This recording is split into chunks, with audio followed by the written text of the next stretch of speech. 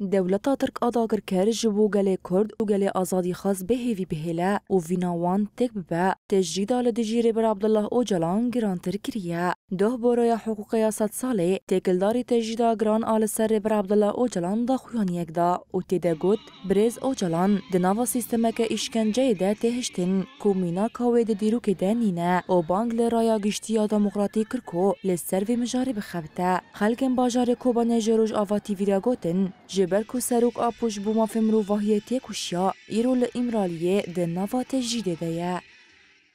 سروک آپو اصلا که وقتی خوازه عالمه که گیر خوازه وش بر ملتی خواه و کد و ایمه خدای 24 سالن یعنی چرا چه اسبابه که حقوق الانسان که تحالف الدولي که الأمم المتحده که کیان چرا قکس دنگناکه حق انسان الجوان تنه نودویم حق ما في انسان پارزه که حق انسان متشک ندیدی ایکو انسانه که 24 سالن دبنی بن تجدیده که به تجدیده که دابه سبی چه که چطور بکن چطور نکن سروکی مد تشتک نابه سروکی مد سر راستیا که دمشه سر حقیا که دمشه حقی ملت که دنگه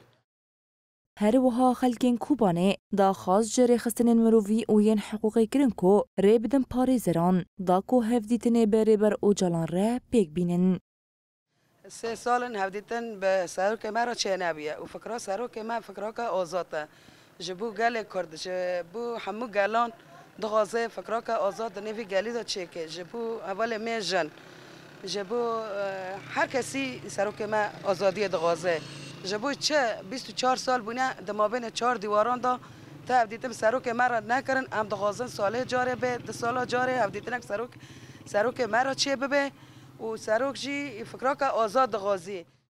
برای حقوق یاست ساله داخویانی خود دیار کرکو 4 سال لسر هفدیتنا داوی کو بری بر عبدالله اوجلان را پیک هاتبو در پاست بین